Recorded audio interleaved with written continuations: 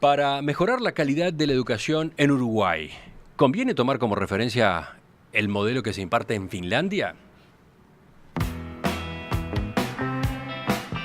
Esa pregunta está presente con frecuencia en el debate nacional sobre este asunto tan acuciante. Mientras tanto, en Finlandia mismo, aunque los resultados en las pruebas PISA continúan siendo de los mejores del mundo, el año pasado se inició una nueva reforma para enfrentar problemas que venían diagnosticándose desde hace varios años. En los minutos que vienen vamos a acercarnos a esta realidad, aprovechando que Pablo Bartol, fundador y director del Centro Educativo Los Pinos, se encuentra en aquel país recorriendo instituciones de enseñanza. De todos modos, podemos, en todo caso, empezar el abordaje del asunto con quien nos acompaña en estudios, Guillermo Fossati. Ustedes lo conocen, integrante de las mesas de En Perspectiva. Es doctor en Psicología Educacional por la Universidad de Minnesota, es socio fundador e integrante del comité académico de la Fundación EduUI 21 y ha estado en Finlandia un par de veces, por lo menos, ¿no? ¿Qué tal, Guillermo? Buen día. Buen día, ¿qué tal? Sí. Contanos, a la espera entonces de esa comunicación directa con Pablo, contanos a propósito de la educación en Finlandia. ¿Cuáles son, a grandes rasgos, las razones por las que vale la pena prestarle atención a ese país en esta materia?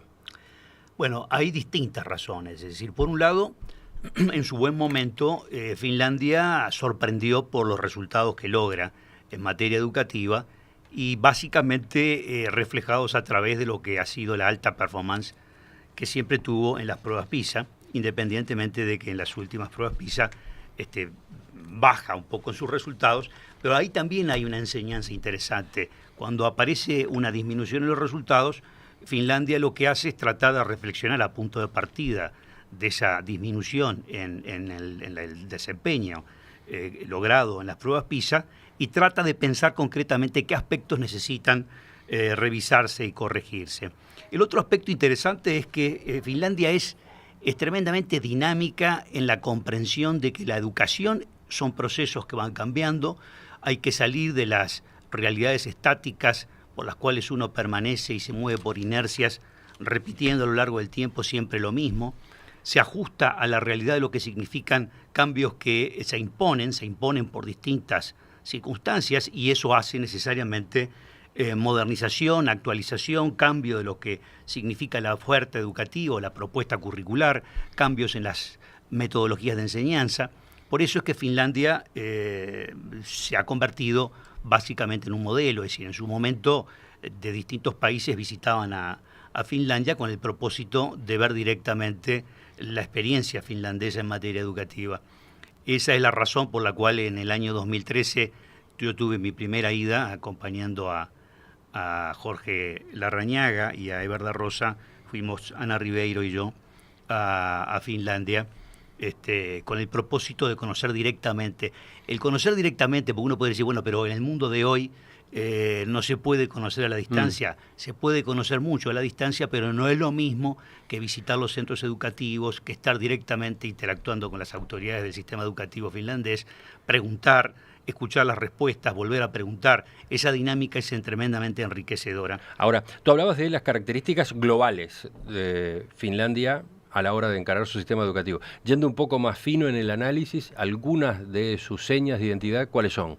Bueno, uno de los aspectos interesantes que contrasta con nuestra realidad es, en otra materia, más allá de lo que se vio en las pruebas, en los resultados de las pruebas PISA, uno ve, por ejemplo, que Finlandia tiene una bajísima tasa de deserción en toda la educación básica, el 0,5% abandona la educación básica, tiene una repetición del 1%, es decir, el 99% de los alumnos de una cohorte determinada, los alumnos de determinado año concreto, terminan en el año en el cual es esperable que terminen.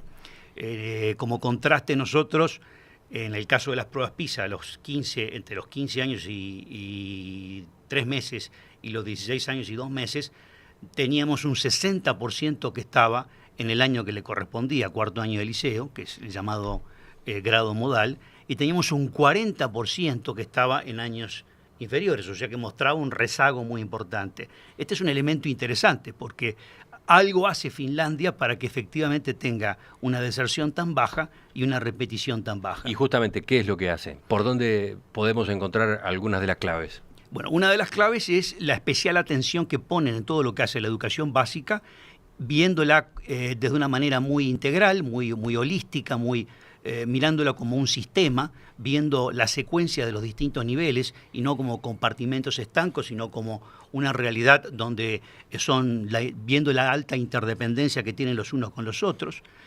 Finlandia, la educación formal a nivel primaria comienza recién a los 7 años, tiene una educación inicial que no es obligatoria, pero el 95% asiste a esa educación inicial, tiene un sistema de guarderías muy importante, le da a la atención en la primera infancia una fuerza muy grande, considera justamente que si se construyen buenos cimientos hay chance de un buen primer piso, una buena educación primaria y un buen segundo piso, una buena educación media, y esa es la lógica con la que funciona.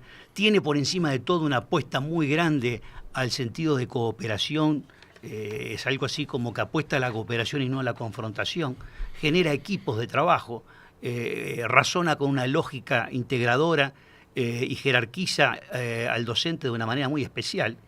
Pero esto hay que entenderlo. ¿Qué quiere decir jerarquiza al docente de una manera muy especial, concretamente? Y bueno, quiere decir varias cosas. En primer lugar, es altísimamente selectivo la entrada a formarse como docente. 1 de cada 10 aspirantes ingresa, mientras que nosotros tenemos una absoluta falta del recurso docente. Esto ya dice mucho, considerar concretamente que la puerta de entrada para la formación docente está siendo tan competitiva en Finlandia, y luego hay que tener en cuenta lo siguiente, se requiere un nivel de máster para poder entrar a hacer docencia, por lo cual está mostrando que tiene un nivel universitario muy importante, es de carácter, y todo eso desde la perspectiva de la sociedad, de la comunidad, lo jerarquiza, lo prestigia el docente. En esto yo tengo un matiz de diferencia con lo que se busca hacer acá. Acá se está hablando de la escuela universitaria o el instituto universitario de formación docente, algo que no prosperó en su momento y que se quiere reflotar en este momento. Y es interesante, Finlandia razonó de manera distinta, transfirió a todas las universidades, a las 20 universidades, la formación docente de la educación inicial, primaria y todo el ciclo básico de formación. ¿Podemos explicar cuál es el matiz? Capaz que a primera vista no se nota. El primer matiz es que en el fondo hay cierta acumulada evidencia de que para prestigiar al docente y darle la jerarquía universitaria, la jerarquía se la da a la gente y la manera de ser percibidos como tales. Si son una de las opciones de formación universitaria per se o como tal, ya de por sí son egresados universitarios. En cambio, si se genera un espacio, por más que se le llame Instituto Universitario de Formación Docente, o Universidad de la Educación, como se le quiera llamar, no tiene el mismo concepto en la percepción de la gente. Obviamente, aparte de eso, hay todo un conjunto de cambios que son necesarios. Por eso es que tampoco se puede extrapolar. La gente a veces en el sistema educativo, y con justa razón, resiste esto de estar trayendo y extrapolando experiencias de otros países, en este caso la experiencia finlandesa, a la realidad uruguaya, porque hay tantas piezas que tienen que estar encajando para ser factible y posible si uno saca una fotografía parcial de la realidad de Finlandia y toma este aspecto, y con esto saca conclusiones sin ver el conjunto de aspectos que efectivamente lo han hecho posible, se queda con una mirada equivocada. Alicia de Positos, una de nuestras oyentes, dice, más allá de las estrategias pedagógicas, hay una sociedad muy distinta. Absolutamente. Y después destaca, la materia prima, o sea, los estudiantes son actores principales. Sí, está centrado en el alumno. Uno de los aspectos importantes es centrar todo el foco de atención en el alumno, y tiene una concepción muy interesante. Yo la escuché en más de una oportunidad a Irmeli Halinen, que es la autoridad máxima del sistema educativo finlandés en el ciclo básico. Y estuvo acá, de hecho estuvo en la Universidad Católica, en su momento dando una serie de charlas.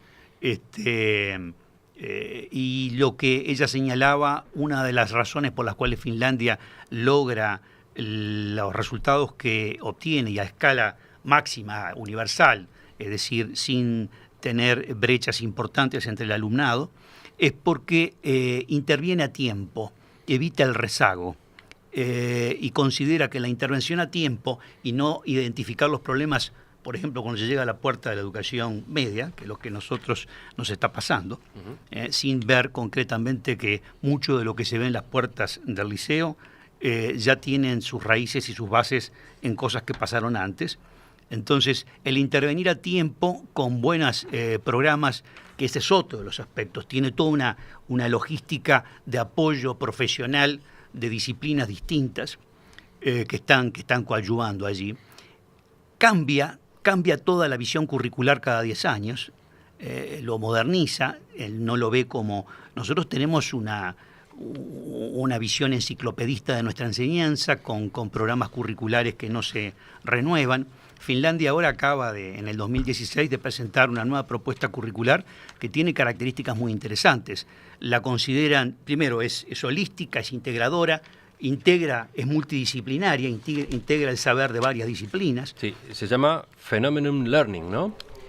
Exactamente, y también el razonamiento de trabajar sobre la base de proyectos en cuanto a lo que rompen un poquito con la asignatura como tal y buscan la integración y aplicación del conocimiento al mundo real, a los efectos de que el alumnado encuentre un sentido a la tarea educativa. ¿Se eliminan las materias como tales?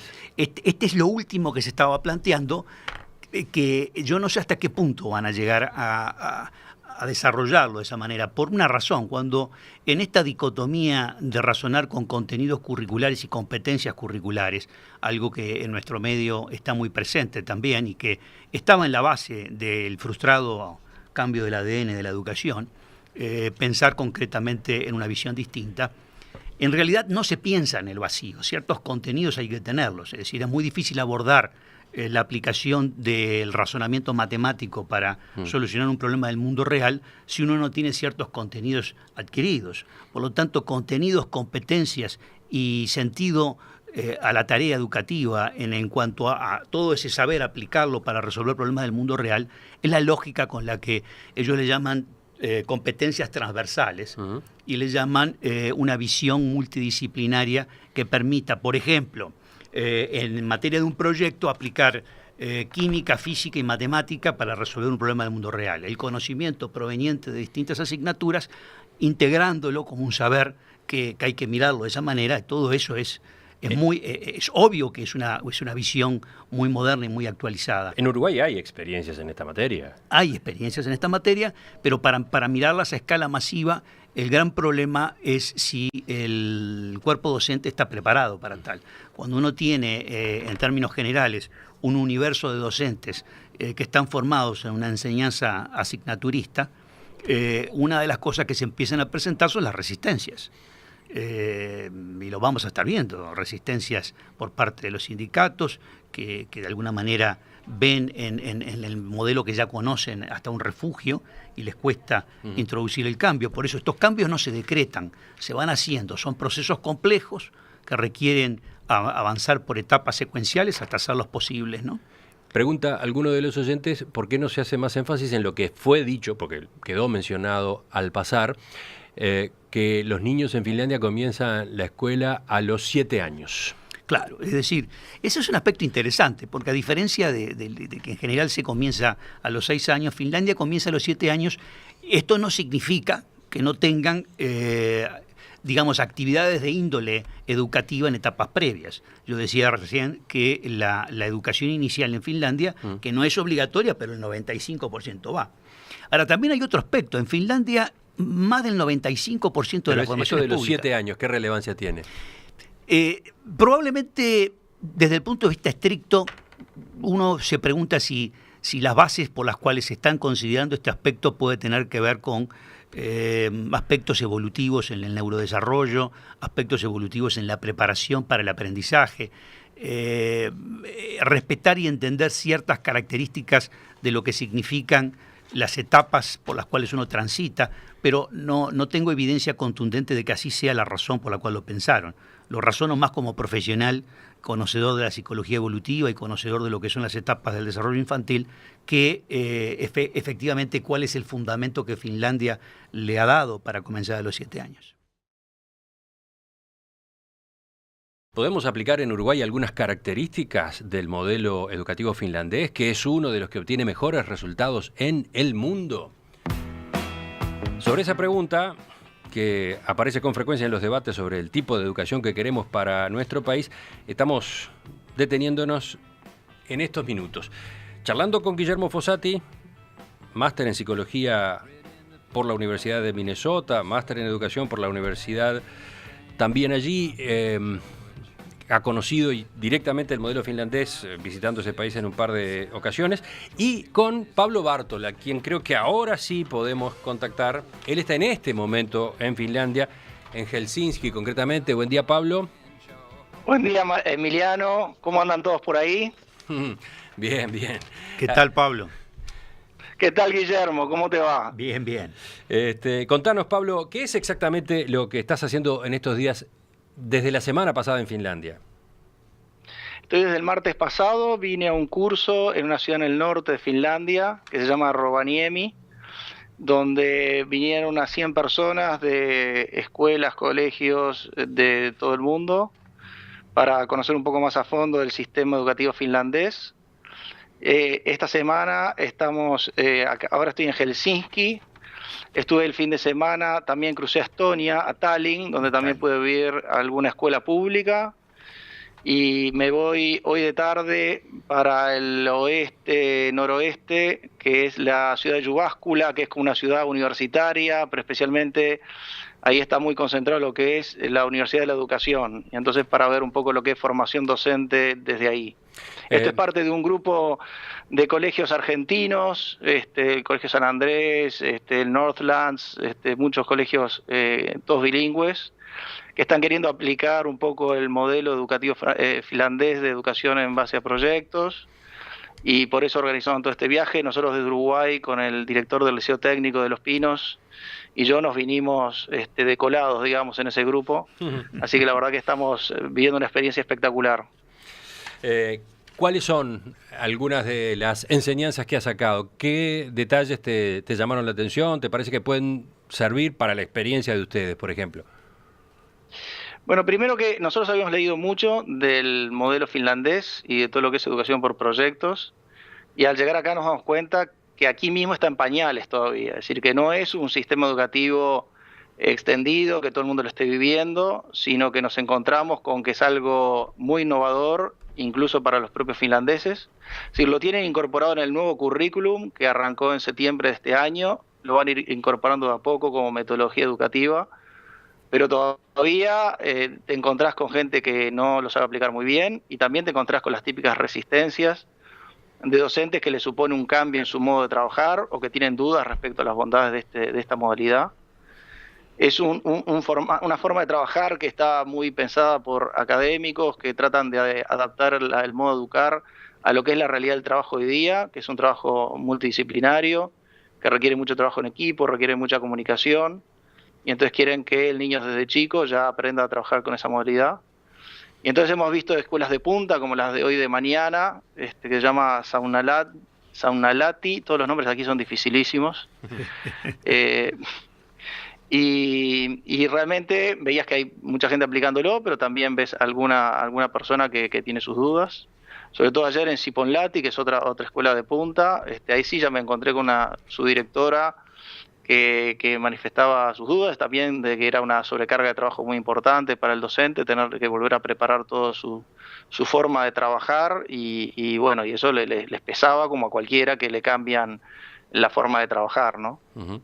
Contanos a propósito de esta escuela que visitaste hoy, esa que algunos llaman la Escuela del Futuro.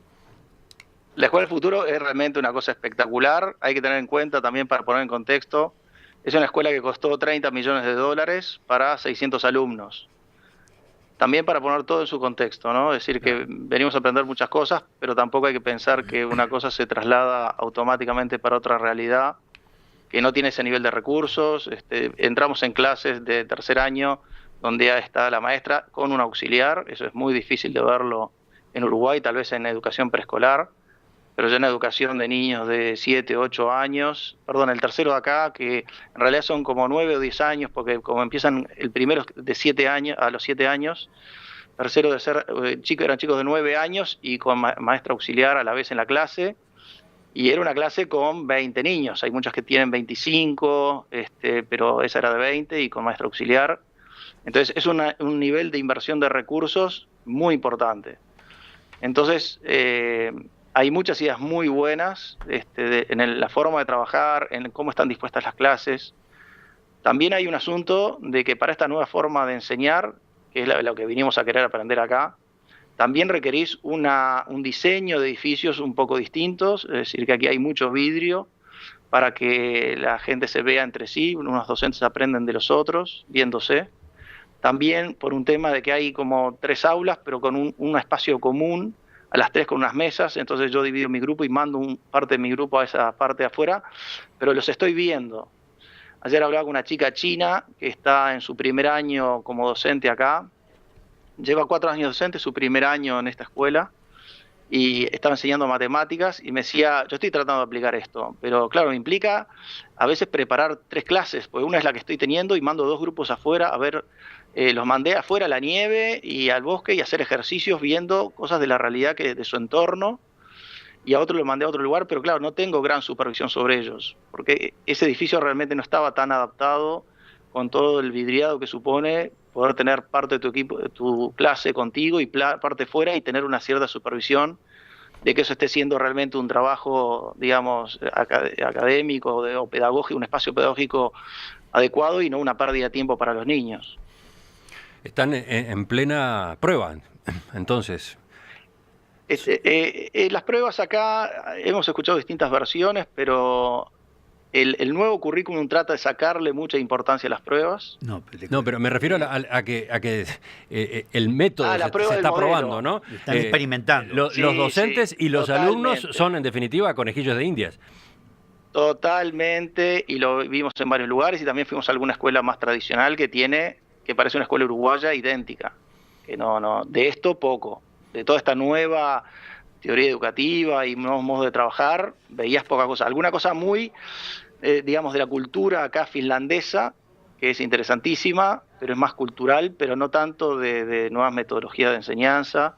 Seguían con algo súper tradicional, los bancos todos mirando para adelante, el pizarrón, la profesora, algo más de tecnología en los pizarrones, con proyectores y con una filmadorita que filma el cuaderno de la profesora y lo está mostrando en el pizarrón en vez de estar escribiendo, ya trae todo preparado y entonces es mucho más eficiente, cierto, y más lindo, pero básicamente la propuesta era muy parecida a una propuesta tradicional.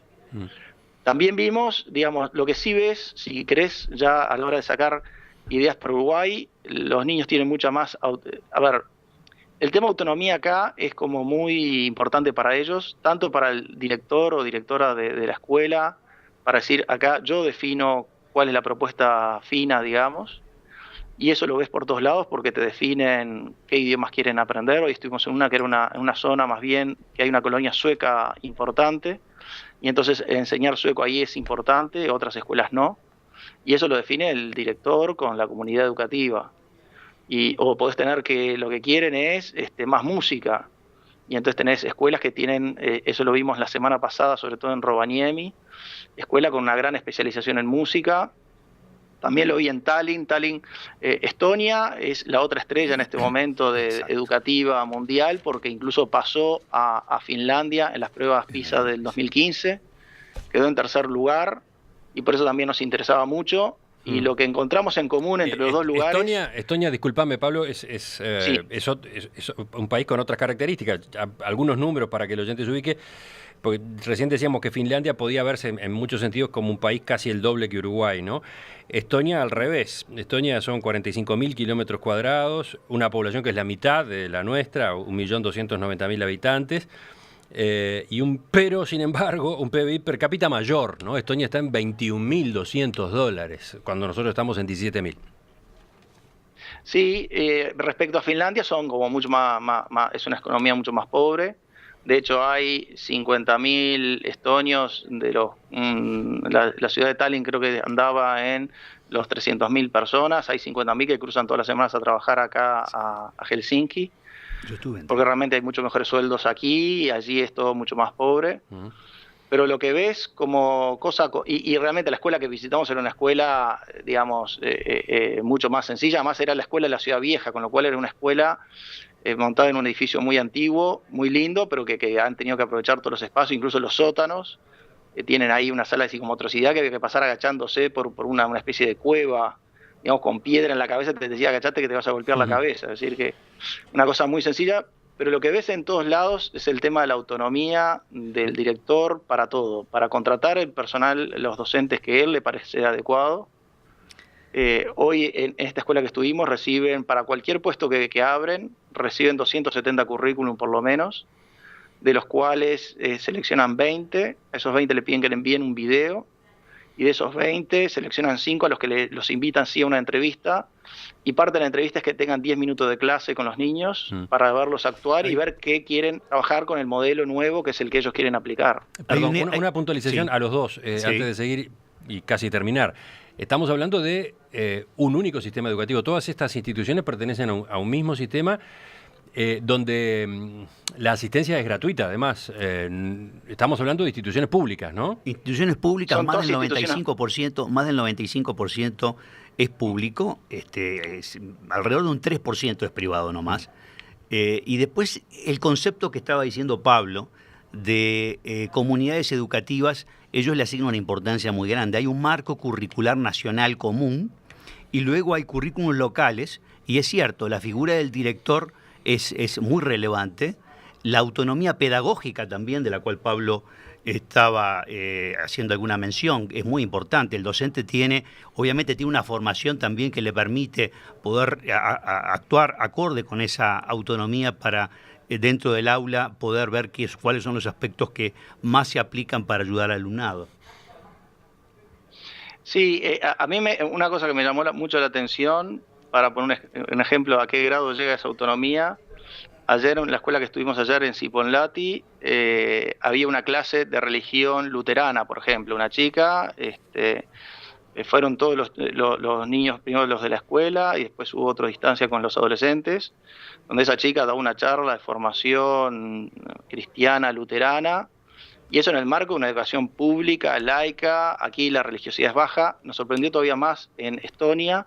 Estonia, el 70% de las personas se dicen agnósticas, y sin embargo esa escuela en la que estuvimos tiene un perfil católico. El obispo católico va y da clase ahí adentro. Nos llamó muchísimo la atención, y para ellos es lo más normal del mundo, es decir, que tiene una propuesta que incluye una cierta creencia, y el Estado lo financia tranquilamente. Y nos contaban, por ejemplo, que el hijo del alcalde, que es del Partido Comunista, va a esa escuela.